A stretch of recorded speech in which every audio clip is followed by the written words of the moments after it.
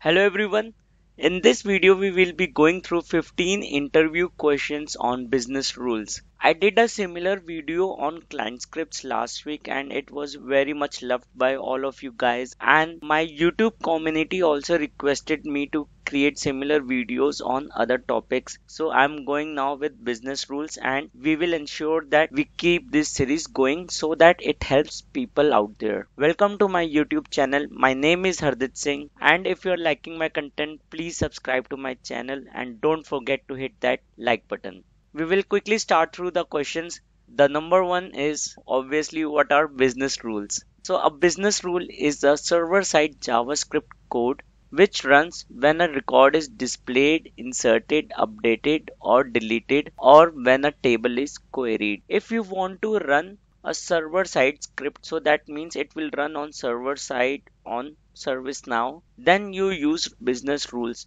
And if you are inserting a record, updating a record, or deleting a record in ServiceNow database and you want to run some logic according to that, then we will be using business rules for that.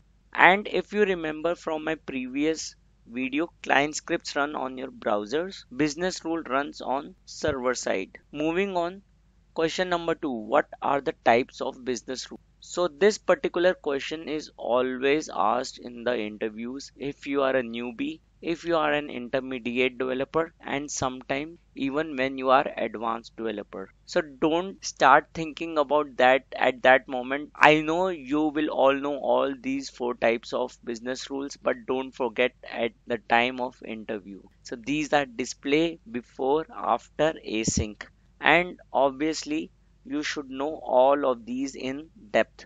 If you want to learn about all these type of business rules, I've created a separate video on my channel.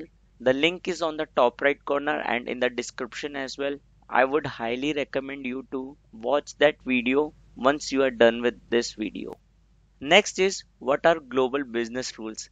I'm pretty sure many of you wouldn't have heard of that, and it's a very interesting concept as well. So a global business rule is a business rule where the selected table is global. Now, if you remember, while creating your business rules, you go ahead and select incident table, change table, and any other table. But there is an option to select global also. What does that mean is that this business rule will run on load of each and every page.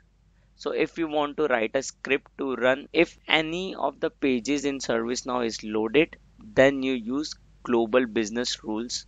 Also, any other script can call global business rules. Global business rules have no condition or table restriction and load on every page in the system. So now as a ServiceNow developer or as a ServiceNow admin, if you think about global business rules, they are loading at every single page. You have to make a call that do you really need them? I would say you should be using script includes instead of global business rules so that your code is loaded only when it is called. These are called every time you load a page. I will go to ServiceNow and I will show you how can you create a global business rule as well. But ServiceNow recommends not creating them until and unless you really need them. We are now in ServiceNow. I will type business rules here and I will click on business rules under system definition. I will click on new and I will quickly show you where you can select global in your table section. You can go ahead and give the name of the business rule as you want, and when you click on table you can see there would be a table called global and you can select this to create a global business rule. I will just emphasize it again and again. ServiceNow recommends not creating these global business rules. Please go ahead and create script includes instead. Moving on, what are query business rules? So this is a very interesting concept in business rules, which means before business rules gets executed whenever a query made to the database on table. So this business rule will run when you are making a query to the database and you want to execute some logic before that. The primary objective of query business rule is to hide show records. This could be based on conditions. So this is why we use query business rule to hide or show records according to the user who is logged in, maybe based on his group, maybe based on his role, and maybe based on his country. So this is why we are using query business rules. One real-time use case where we can use query business rules are show only active incidents to the logged in user. So if you want to hide all other inactive records from certain set of users, then you can use query business rules. If you go to my LinkedIn profile and scroll down, you would see I have written a post on query business rules where I have explained about them. And lastly, I have also created a video on query business rules. So please be sure to check out this video and LinkedIn post as well.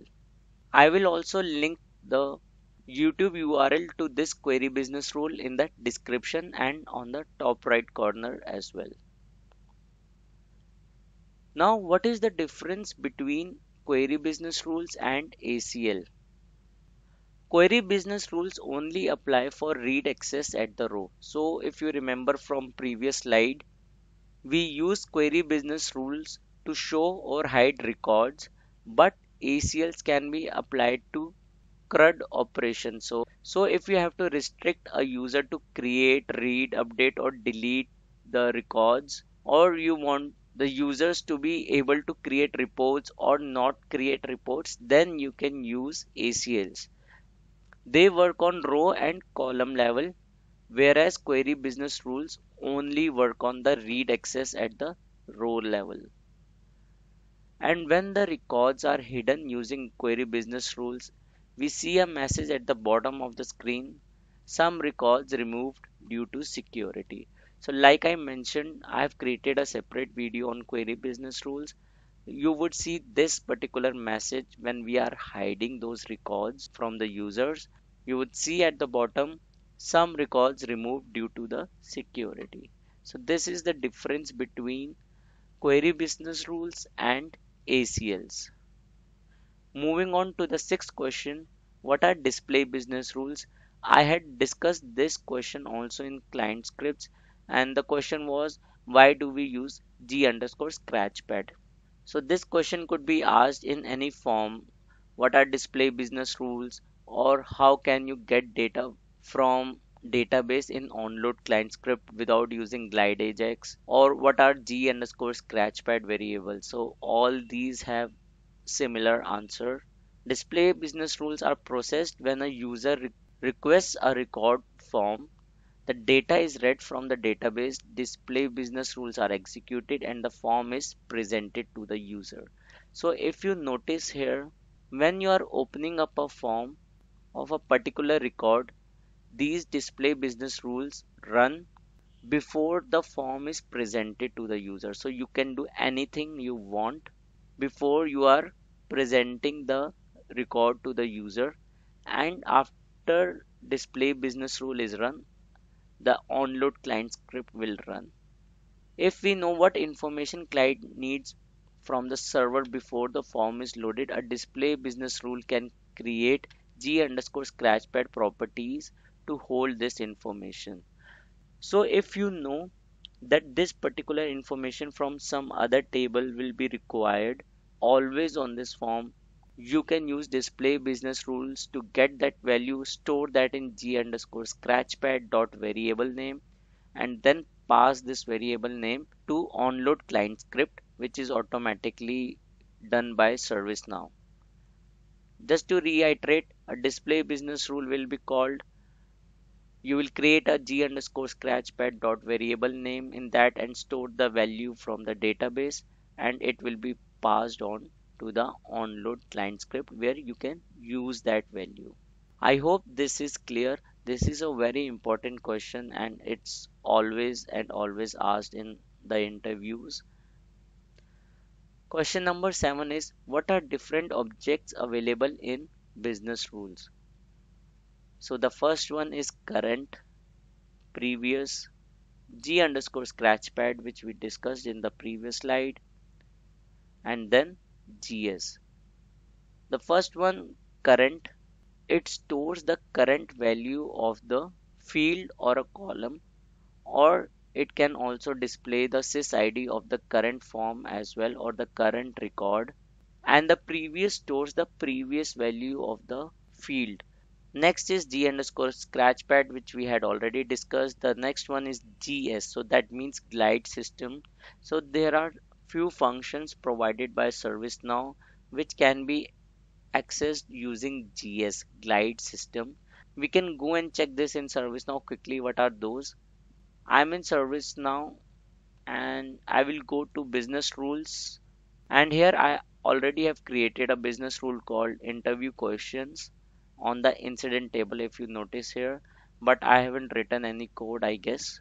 So this is before insert and before update type of business rule, and here I haven't written anything, so I will just type gs dot, and you would be able to see what all properties and functions are available in this glide system. So maybe add info message, add error message, and so on. So there are many functions available using this glide system. So there are date difference, date generate, so the date functions and everything basic has been provided by ServiceNow in this glide system. And this is also a very important question which is also asked in interviews, that how to get the user ID, how to get the username, and so on. So please be prepared for glide system questions as well. I will go ahead and create a separate video on glide systems. So please subscribe to my channel to watch that video. Next, question number 8 is how to display error messages or info messages using business rules. I think you just saw that. We can do it using the glide system object. So gs.add error message, gs.add info message. We will quickly go and see this in ServiceNow as well. I will just type here gs.error message here, and I will say this is an error message. Similarly, I will do it for gs.add info message, and this is an info message. I will save this. We will go to incident table and open a random record so that we see this message when we are trying to insert or update anything. So let's go to this particular incident and we will try to update something. Let's go ahead and try to update the impact, and I will save this and submitting now. And you can see this is an error message, this is an info message. So error message comes in pink color and the info message comes in blue color. So if you want to show some informational message to the user, you use info message, and if you want to show some error message, you can show it using the error message. Moving on, how can we access the value of a field on a form using business rules? So we discussed this a couple of minutes ago. You can use current dot field name, where the field name is backend name of the column or the field. Let's go and see that in ServiceNow as well. How can you do that? I will go to my business rule again, and maybe let's display the current value of the assignment group. So I should know the backend name of the assignment group column. So this is assignment underscore group, and this should show me which particular assignment group is assigned to this incident. I will save this.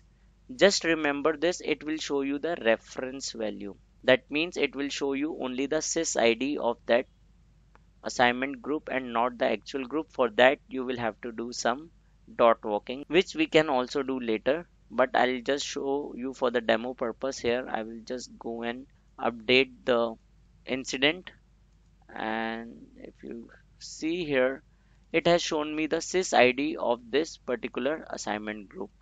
And if you would want to see the front end value or the display value, you just do some dot walking and just save this. And as soon as that would be saved, we will maybe change the state to new and save this.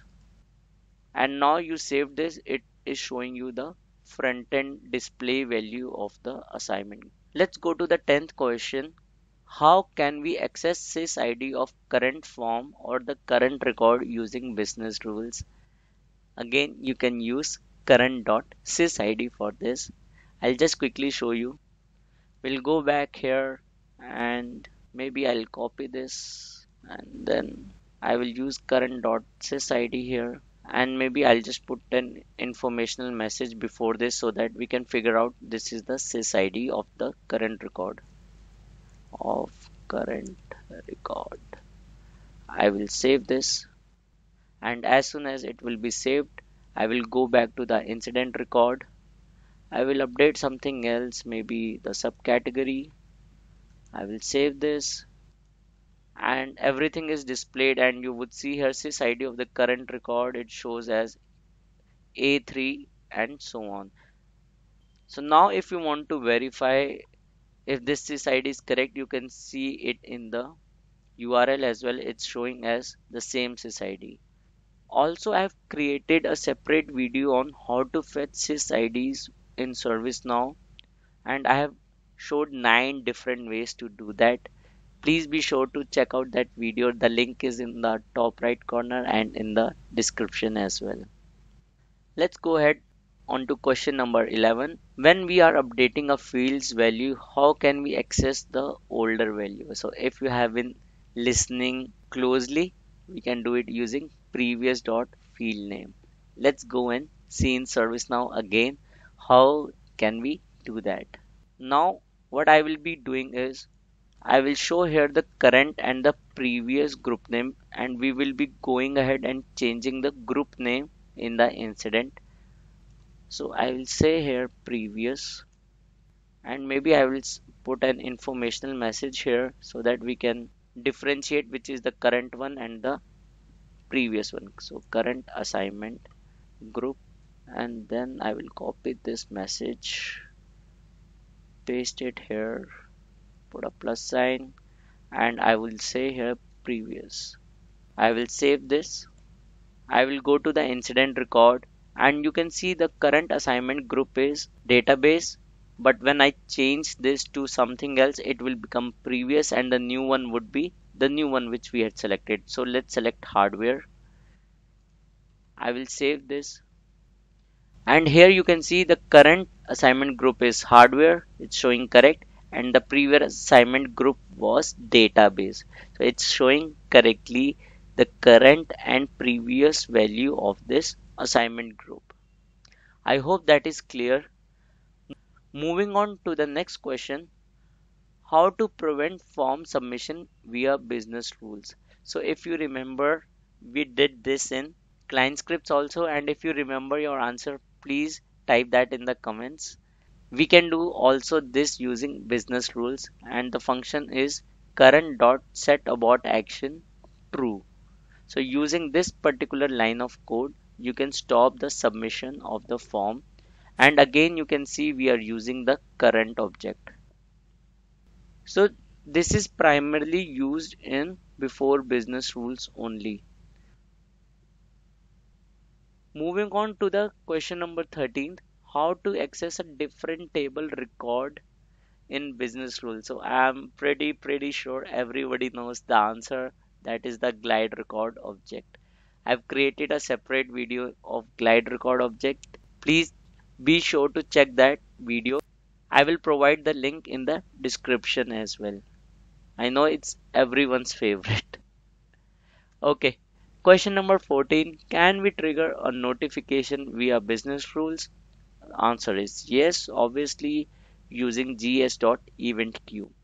Again, I've created a separate video. It's a very interesting concept. You go ahead and create events, you go ahead and create business rules, then you call that notification. It's a very great concept to call your notifications if you are not doing it using flow designers or using the notification record. So this is how you can do it using business rules. The next question is how to disable running of business rules, or how do you stop running of further business rules. So for example, if you are in a business rule right now, your execution is in the business rule, and how do you stop all the other business rules from running, or all the other scripts from running. You can do it using current dot set workflow false. So I think you might have used this function in your background scripts or fixed scripts, definitely, but you can use this function also in the business rule as well. So it says it enables or disables running of business rules and script engines and so on. And when disabled, inserts and updates are not audited. So be very careful of using this particular line of code as well. And since you have stuck to this point of video, I have a bonus question for you. And the question is, what are recursive business rules and how do we prevent them? So that means a business rule is called again and again for a single update or an insert operation. So a business rule which you would have written, it will be called for the same update again and again, and it can go into an infinite loop. So be sure not to do that, because it will drain resources of your ServiceNow instance and it will be kind of stuck. Why it usually happens is because there would be someone new in your ServiceNow system, and they go and write current dot update in your before business rule, or if they have certain set of conditions in after business rules also, it can go into infinite loop. Because in before business rule, you use current dot update, it will try to update the record again and again, and which will lead to infinite loop. So if you are making any changes in before business rule, those are automatically saved. So you don't need to use current dot update in before business rules. So please don't ever use current dot update in before business rule. And after business rules are best used for updating the related records. So that means if you are querying some other table and want to update the records in other tables, you use after business rules or maybe async business rules. But try to avoid using current dot update even in after business rules. But in before business rule, definitely don't use them. So this is an example of recursive business rule where you could see they're updating the current dot state to 2 and they are using current dot update, which will lead to infinite loop. So don't ever do that. One thing ServiceNow does is it finds out your recursive business rules that this one is running in an infinite loop, and it will stop the execution of that after some time, maybe a minute I guess, or 30 seconds. But to identify that also, it will take up resources of ServiceNow. So try avoiding that. But ServiceNow is smart enough to do that. I hope this video was helpful to you and you learned something new in business rules as well. If you have any questions, please let me know in the comments. And don't forget to subscribe to my channel and like this video.